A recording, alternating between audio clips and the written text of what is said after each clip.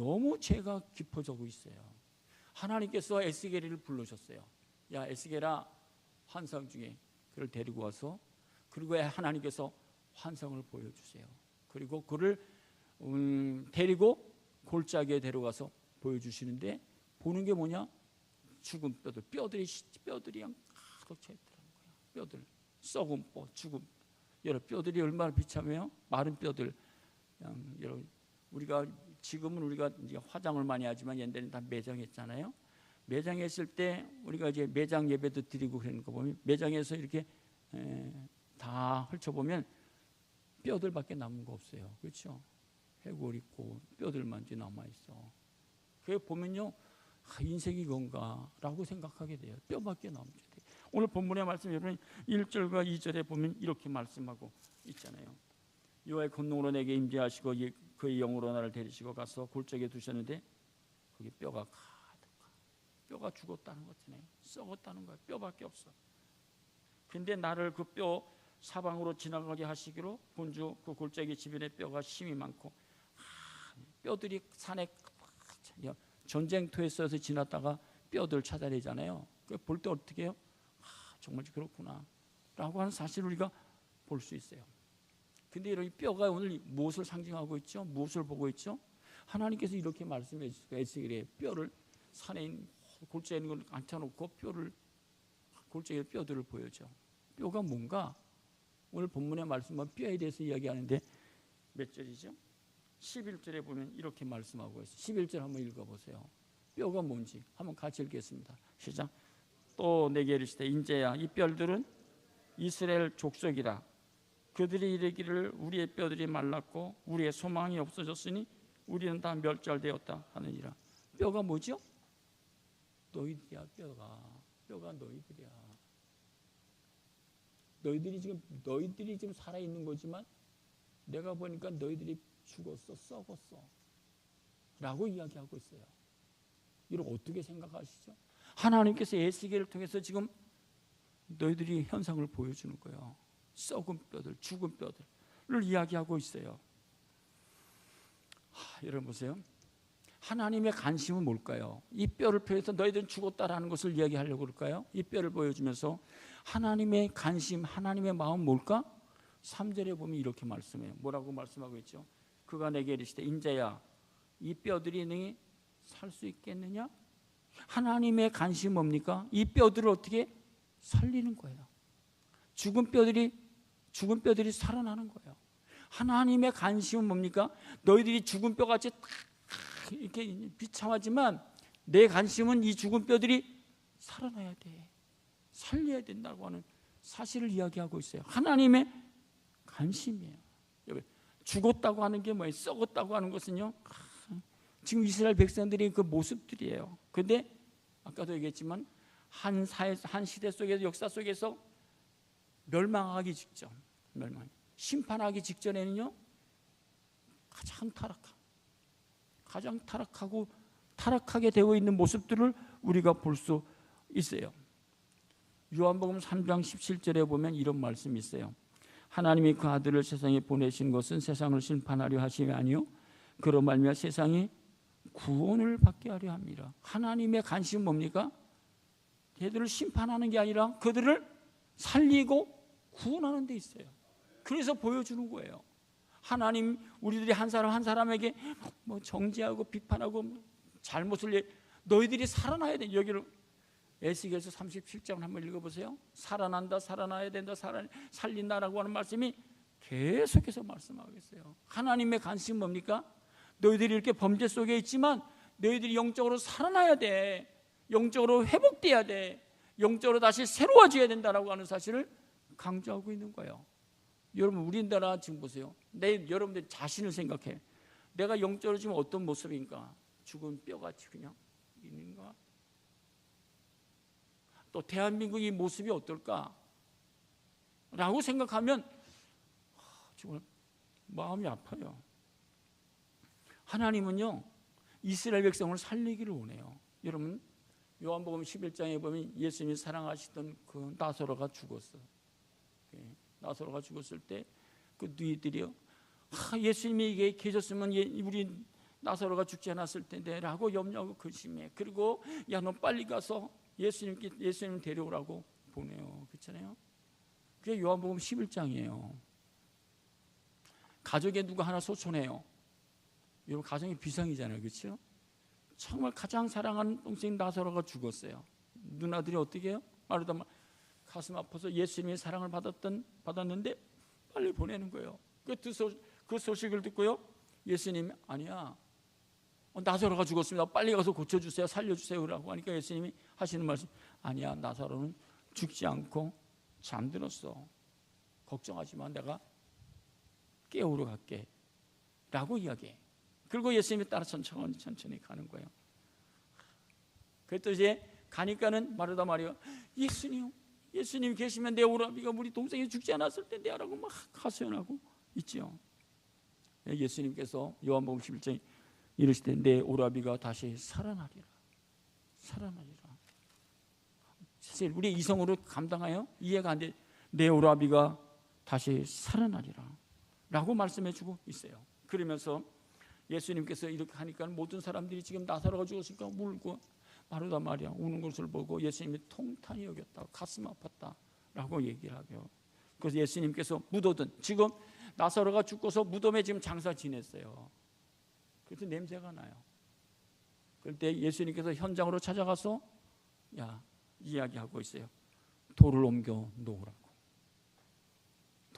지금 죽은 지 냄새가 나지만 돌을 옮겨 놓으라고 할 때 예수님께서 하시는 말씀, 너희들이 믿으면 하나님의 영광을 보리라. 그 말씀하셨어요. 너희들이 믿으면 너희들이 믿으면 살아난다는 거예요. 여러분, 우리 그런 믿음이 있을까요? 내게 그런 믿음이 있을까? 우리가 죽으면 다 인정하잖아요. 그래서 빨리 그렇게 해요. 제가 우리 누나가 어릴 때 소천했잖아요.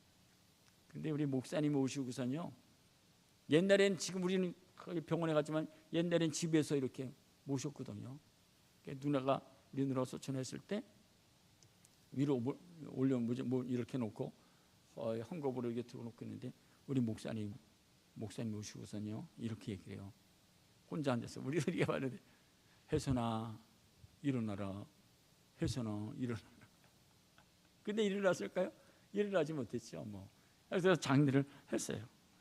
근데 하여튼요, 예수님께서 말씀하시는 거예요. 돌을 옮겨 놓으라 하시고 옮겨 놓으시고, 하나님 감사합니다라고 하시면서 이렇게 얘기를 합니다. 나사로야 나오라 했더니 나사로가 그 돌무덤에서 토박토박 나와. 여러분, 그 모습을 한번 실제로 이런 영화도 봤잖아요. 붕대도 다 싸고 하고 그냥 옷 다 입히고 토박토박 나왔을 때 이런 모습이 어땠을까요? 그게 그런 말씀이에요. 오늘 본문에 주신 에스겔서 37장의 1절과 2절 전체 기록되고 있는 말씀이 무슨 말씀일까요? 이 뼈들이 누구라 그랬죠? 죽은 뼈들이 이스라엘 모습들이야. 너희들이 신앙의 모습들이다 라고 하나님께서 말씀해 주고 있어요. 여러분 보세요. 계시록 3장 1절에 보면 이런 말씀이 있어요. 한번 읽겠습니다. 계시록 3장 1절 같이 읽겠습니다. 4대 교회 사자에게 편지하기를, 하나님의 7영과 7뼈를 가진 이가 가라사대 내가 내 행위를 하노니 내가 살았다는 이름을 가졌으나 내가 너희들을 모습을 보니까 살았다는 그런 이름은 가졌지만 내가 보니까 뭐래? 영적으로 죽어 있어 라고 말하면서 15절 16절에 보면 죽은 모습들이 뭐냐? 이런 증상이 있다는 거예요. 같이 한번 읽겠습니다. 시작. 내가 내 행위를 아노니 내가 차지도 아니하고 뜨겁지도 아니하도다. 내가 차든지 뜨겁든지 하기를 원하노라. 내가 이같이 미지근하여 뜨겁지도 아니하고 차지도 아니하니 내 입에서 내가 너를 보니까 살았다고 네가 숨은 쉬는데 영적으로는 어떻게? 죽었어. 죽은 모습이야. 이름은 우리가 살아있지만, 내가 호흡이지만 영적으로는 죽어 있어. 내가 보니까 너희들의 신앙이 차지도 않고 덥지도 않고 미지근해. 믿는 것 같지도 않고 신앙생활하는 것도. 그 당시 우리 에스겔, 에레미야, 이사야 선지자들 다 했는데 이 말씀을 안 듣고 다른 기득권에 있는 사람들 얘기만 듣고 신앙의 빛이 하나 변화되는 게 없어. 생명이 없다고 하는 사실이에요. 여러분, 저에게도 해당이 되는 말씀이에요. 제가 목사잖아요. 목사인데 하나님 보시기에 어떻게, 넌 목사지만 넌 죽었어. 목사 일을 하고 있지만 너는 죽어 있어. 그러면 어떨까요? 그건 비참한 거잖아요. 그건 싹군이 되는 거잖아요. 그렇죠? 여러분들 마찬가지도요. 내가 보니까 너희 신앙이 죽어 있어. 라고 얘기하지만 죽어요. 신앙의 기준은 누구죠? 하나님 보시기에 하는 거예요. 내 생각, 내 의지, 내 판단으로 내 신앙을 평가하는 게 아니라 하나님 보시기에 좋아야 돼. 하나님 보시기에 인정함을 받아야 돼. 믿습니까? 여러분들 전부 다 내 자신에서 평가해. 나는 이렇게 하면 신앙생활 이 정도. 전부 다 자기가 평가해. 내가 평가하고 내가 기준을. 운동선수들이 아무리 자기가 평가하더라도 옳다 하더라도 감독이 아니야. 그럼 끝나는 거예요. 신앙의 표준이 뭐죠? 하나님 평가하는 데서 인정함을 받는 거예요. 그렇죠? 그런 말씀이에요. 그럼 보세요. 왜 죽었을까요? 이스라엘 백성들이 지금 에스겔 이스라엘 멸망 직전 지금 7년 신학자들이 얘기를 해요. 그 당시에 많은 선지자들도 있을 거예요. 많은 또 성도들도 있었고, 그래서 주일날도 예배 드리고 안식일도 지키고 모두 다 해. 그런데 지금 에스겔에게 환상을 보여주면서 죽은 뼈만 보여주는 거야. 이것들이 너희들의 모습이야. 그걸 가르쳐주고 있는 사실이죠. 왜 죽을까? 나타난 사슴이요.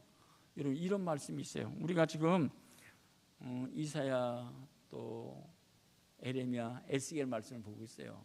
에스겔 말씀을 보고 있고요. 보면서 무엇을 깨달으면 오늘의 시대를 이렇게 비춰보게 되는 거예요. 이사야서 5장 20절에 보면 이런 말씀이 있어요. 오늘의 시대를 한번 정리를 해보세요. 비교해 보세요. 이렇게 이야기를 합니다. 악을 선하다 하며 선을 악하다 하며 흑암으로 강명을 삼으며 강명으로 흑암을 삼으며 쓴 것으로 단 것을 삼으며 단 것으로 쓴 것을 삼는 자들은, 오늘 시대가 우리가 잘 살면서 우리들이 이렇게 나타난 현상 보면요, 선과 악이 구별이 안 돼요. 선이 악이 되고 악이 선이 되어지고 있는 이런 시대인 것 같아. 너무 가슴이 아파요. 그래서 가짜 뉴스, 가짜 이것들이 너무나 많아요. 진실 정직이 별로 없는 것 같아요. 여러분, 손흥민 선수 잘 알잖아요. 정말 대선수잖아요. 근데요, 요새 뉴스 보고 모르겠잖아요. 손흥민이 강남 클럽에 왔다는 거예요. 강남 클럽에 와서 그러면서 술값으로 3천만 원을 쓰고 갔다고, 이런 분이 들었어. 손흥민 그쪽에서 있잖아요. 하여튼 관리하고 있는 그 사람들 있잖아요. 그런 데서 조사를 해보니까 이게 누가 퍼뜨린 거야? 거짓이요. 손흥민은 저기 와서 지금 축구하고 있는데, 영국에서 축구하고 있는데 그렇게 퍼뜨렸어. 그래서 하라고 이제 고소를 하고 보니까는 손흥민이 강남 클럽에 와서 3천만 원을 쓰고 술 먹고 갔다고. 잡아갖고선요, 딱 네가 왜 그랬냐 그랬더니 아주 간단해요. 손흥민이 아닌 김흥민이라고 그렇게 얘기를 한 거야. 자세히 얘기하느냐, 손흥민이 아니라 김흥민이 왔다 갔다고 그렇게 얘기를 하더라는 거예요. 그러니까 하나 말을 가지고 거짓으로 풍기고 만들어내갖고 그러는 거예요. 이 시대가 지금 그런 시대가 됐어요. 무슨 말 하는 게 정직과 바른 것들이 없어요. 악이 선하고 선이 악이 되어지고 있는 그 시대가 되었어요. 그러니까 그 시대가 어떻게 되죠? 하나님 앞에 바르게 살아갈 수가 없는 거죠. 보세요. 마태복음 24장 38절 39절 한번 같이 읽겠습니다. 마태복음 24장 38절 39절 같이 읽겠습니다. 시작.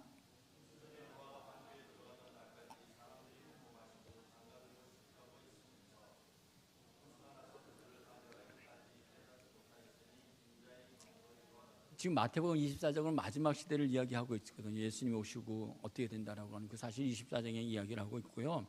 그럴 때 이제 38절에 보면 홍수전에 노아가 방주에 들어가던 날, 노아가 방주에 들어가 소돔과 고모라 시대 마지막 때, 그때 홍수가 나서 그들을 다 멸하기까지 그들이 깨닫지 못했다는 게, 믿지 않았다는 거예요. 하나님의 말씀을 믿지 못. 그들이 홍수가 나서 그들을 다 멸하기까지 깨닫지 못했다는 거예요. 에스겔이 아무리 외치도, 에레미야가 아무리 얘기해도, 또 뭐야, 이사야가 아무리 얘기해도 믿는 사람, 깨닫는 사람이 하나도 없었다. 언제 깨달았어요? 멸망 때. 그때 에스겔이 말이 맞구나, 이사야 말이 그저 때 깨달았다는 거야. 홍수가 나서 지금 우리가 너무 덥잖아요, 그렇지? 여러분들이 아주 정말 최고의 더위 속에서 보내는 거 앞으로 계속해서 그럴 것 같아요. 2025년도도 이렇게 더위가 계속될 것이고, 홍수, 산불, 중국에서 여러분 홍수가 나서 얼마나 많은 사람들이 죽었어요? 북한에서도 홍수가 나서 몇 명이 죽었다 그러죠? 1,500만 명. 이게 대단한 거예요. 근데 보세요, 홍수가 나서요, 평양 시내가 다 물바다가 됐잖아요. 1,500명 죽었는데 북한의 무기들은 어디에다 감춰 있어요? 지하시에. 지하에 다, 비행기도 지하에. 근데 홍수가 비가 많이 와갖고요, 북한의 무기들, 북한의 지하실에 감춰둔 것들이 다 매장, 다 물로 젖었다는 거예요. 기계는요, 물을 맞으면 못 써요. 완전히 못 써요. 모든 것들도. 여러분, 우리가 뭐 하여튼 이런 것들도요, 이게 우위가 돼갖고 이게 습하면 금방 고장나요. 근데 북한에 그렇게 자랑하던 모든 것들이요, 북한의 지하실에 다 감춰놨는데 평양의 지하에요, 물이 다 닫혀갖고 지금 북한은요 이제 전쟁도 할 수 없어요.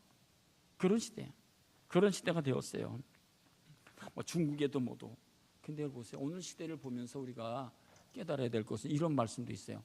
에레미야 32장 33절에 보면 이런 말씀을 하고 있어요. 그들이 등을 내게로 돌리고 얼굴을 내게로 향하지 아니하며 내가 그들을 가르쳐 끊임없이 가르쳤는데도 그들이 교훈을 듣지 않고 받지 않는다. 또 무서운 말씀은요, 23장 16절이에요. 만군의 여호와께서 이같이 말씀하시되 너에게 예언하는 선지자들이 말을 듣지 말라. 그들은 너에게 헛된 것을 가르친다는 거예요. 그들이 말한 묵시는 자기 마음으로 말미암아 하나님의 말씀을 가르치지 않는다는 거예요. 이 에레미야, 이사야에 있는 말씀이 이런 말씀을 계속해서 이야기하고 있어요. 오히려 이사야 3장에 보면 내 백성이여 내 인도자들이 너를 유혹하고 다닐 길을 너희들이 바른 길로 인도하지 못한다는 거예요. 그래서 보세요, 이런 말씀 있죠. 31절에 보면, 5장 31절에 보면 이렇게 말합니다. 선지자들은 거짓을 예언하며 제사장들은 자기 권력으로 다스리며 내 백성은 어떻게 해요? 그것을 좋게 여긴다고.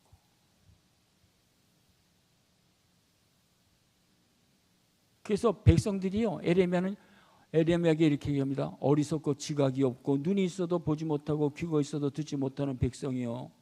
백성이 지금 그렇게 됐어요. 아무리 들어도 보아도 깨닫는 게 없어. 감각이 없어졌다는 거예요. 지난주 새벽기도에 보면서요, 이 말씀을 보면서 많이 도전이 됐어요. 무슨 말씀이냐면 에스겔서 44장 23절입니다. 한번 같이 읽어볼까요? 에스겔서 44장 23절. 같이 읽겠습니다. 여기 앞에 보세요. 여러분, 정말 중요한 말씀이에요. 이건 저에게도 말씀이고 여러분 같이 한번 읽겠습니다.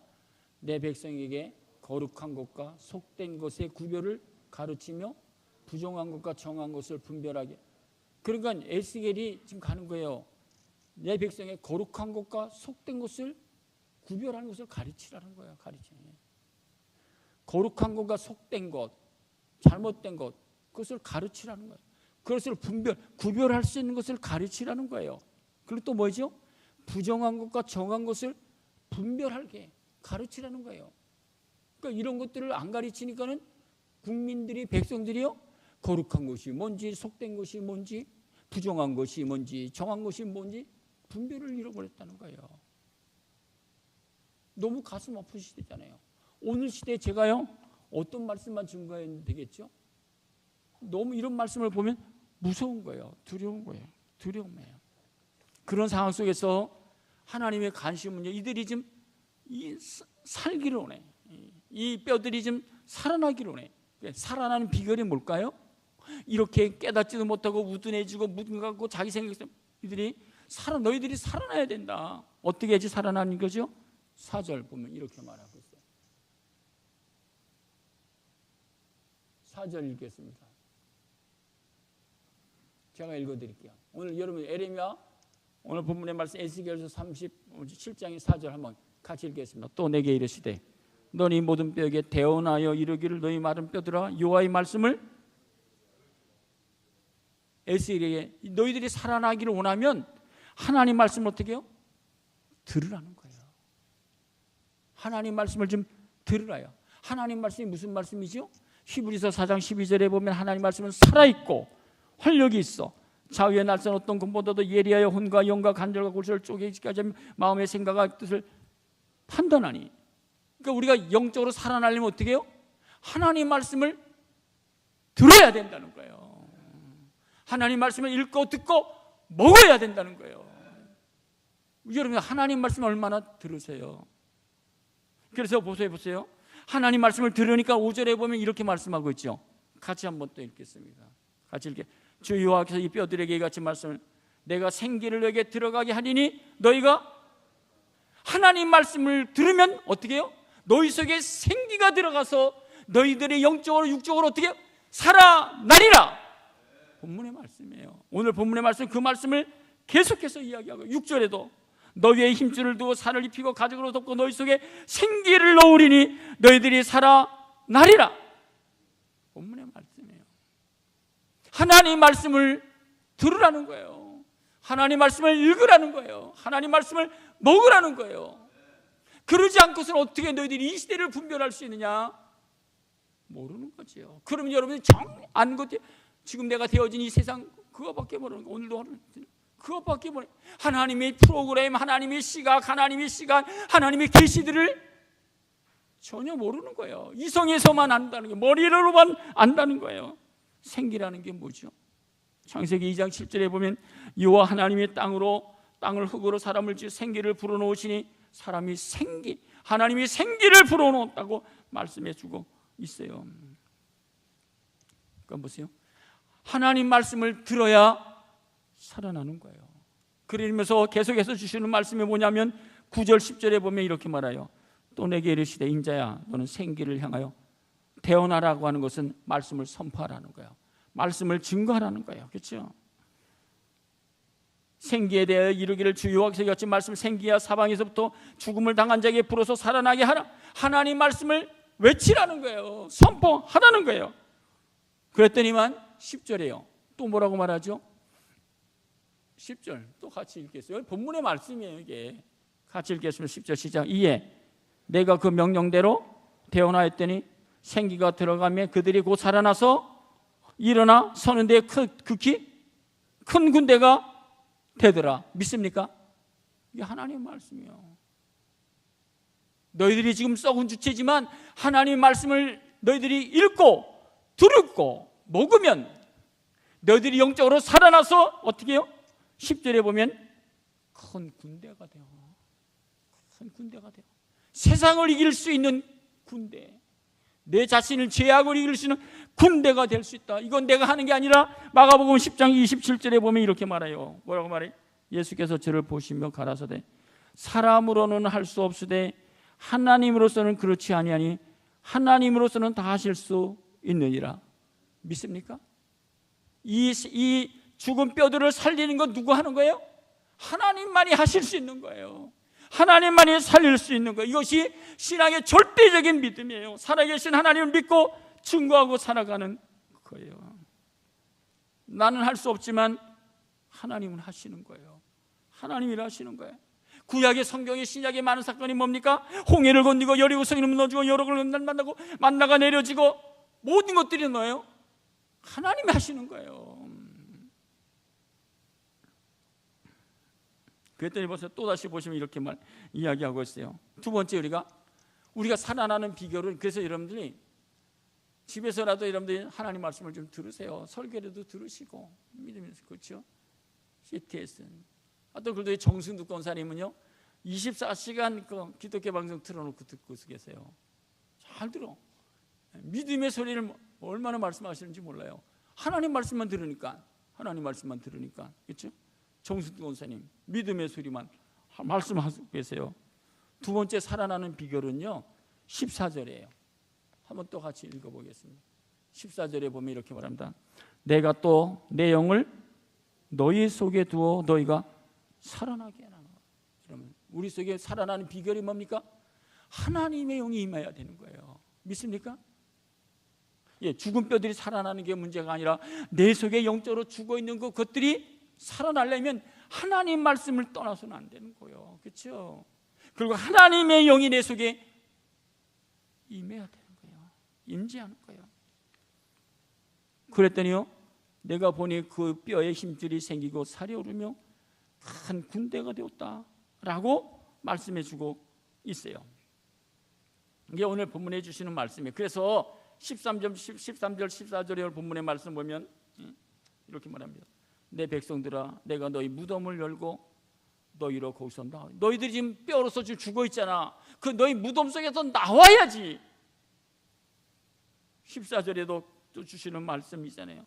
또 내 영을 너희 속에 두고 너희가 살아나게 하고 너희를 고국 땅으로 들이니 너희가 이 일을 말하고 이룰 줄 알리라 라고 말씀해 주고 있어요. 이게 오늘 본문의 말씀 첫 번째 말씀이고요. 두 번째 오늘 본문의 말씀 이 무엇이냐? 오늘 37장에 주시는 말씀이에요. 그러고 나서 너희들이 살고 어떻게 해야 되냐? 하나가 되라는 거예요.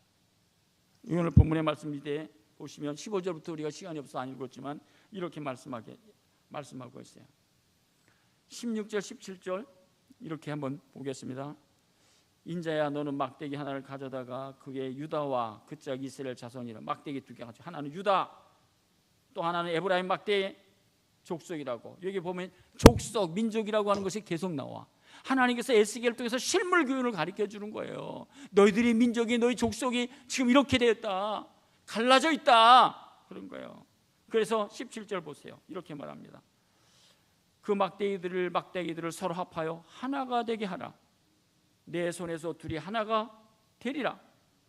우리나라의 여러분들의 소원이 뭐죠? 우리 민족이 하나가 되는 게 소원 아니에요? 남과 북이 하나가 되어지는 게 통일 아니에요? 남과 북이 하나가 되어지는 게 통일, 또 우리들이 소원하는 것 아니겠어요? 그런 삶을 광복절이 뭐예요? 주시는 거예요. 우리가 광복절 통해서 우리가 누려야 되는 것은 북한의 그런 민족, 우리 동포들이 하나가 되어지는 거예요. 하나가 되어지는 것. 그래야 우리나라가요 세계 열방의 나라의 한 나라가 될 수 있어요. 그렇죠? 열한이라도 다섯 번째, 네 번째 안에도 들 수가 있어요. 그렇죠? 2,500만의 저 민족들이 와서 그런 노동력, 자원을 가지고 이 나라가 어떻게 힘 있는 나라가 되는 거예요. 22절에 보면 이렇게 말씀하고 있잖아요. 그 땅 이스라엘 모든 산에서 그들이 한 나라를 이루어서 한 나라를 이루어. 그렇잖아요. 뭐라 그러죠? 한 임금이 모두 다스리게 하리니 그들이 다시는 두 민족에 되지 아니하며 두 나라로 나누지 아니할지라. 할렐루야. 이런 게 통일 아니에요? 이게 우리 소원, 우리들이 가져야 될 그런 꿈 아니에요? 가정도 하나가 되어지는 거. 그렇잖아요. 하나가 되어지는 거예요. 오늘 본문 속에서 말씀, 한 임금이 나와. 남금 한 대통령이 나오고. 아니 우리는 한 임금이 누구냐? 예수 그리스도가 이 나라의 주인이 되어 나라를 다스리게 하는 것, 그것이 우리의 소원, 우리의 꿈 아니에요? 오늘 본문 속에서 말씀해 주고 있어요. 그러면서 보세요. 26절에 보면 25절 26절에 보면 참 귀한 말씀이에요. 우리가 예수 믿는 사람으로서 이런 꿈을 가지고 살아가는 거잖아요. 25절 26절 내가 내 종 야곱에게 준 땅 곧 그의 조상들이 거주하는 땅에 그들이 거주하되 그들과 그들의 자손이 자자 손손이 영원히 거기에. 그렇죠. 내 종 다윗이 영원히 그들이 왕이 돼. 여러분 우리가 하나가 되어서 누가 왕이 되어야죠? 예수가, 하나님이 왕이 되어서 26절에 보면 내가 그들과 화평의 언약을 세워서 영원한 언약이 되게 하고 그들을 견고하고 번성하게 하고 내 성소를 그 가운데서 세워서 영원히 이루게 하게 하겠다고 하는 것이 오늘 본문 속에 주시는 말씀이에요. 그래서 27절 28절에 보면 오늘 에스겔서에서 주시는 말씀이 한번 같이 읽겠습니다. 27절 28절 시작. 내 채소가 그들 가운데 있을 것이며 나는 그들이 하나님 되고 그들은 내 백성이 되리라. 내 생소가 영원토록 그들 가운데 있으리니 내가 이스라엘을 거룩하게 하는 여호와인 줄을 열국이 알리라. 할렐루야. 그래서 우리가 남과 유북이 하나 돼서 하나님께 예배드리고 찬양하고 나는 그들이 하나님이 되고 그들은 내 백성이 되어지는 것. 이 말씀이요, 성경으로 이렇게 표현하고 있는 거예요. 베드로전서 2장 9절에 보면 너희는 택하신 족속의 왕같은 제사장이요 거룩한 나라가 되는 것. 우리나라가 어떻게 해요? 택하신 하나님 백성으로서 왕같은 제사장, 그렇죠? 하나님 앞에 우리가 설 수 있고 기도할 수 있고 찬양할 수 있고, 이 나라가 거룩한 나라가 되어지는 것.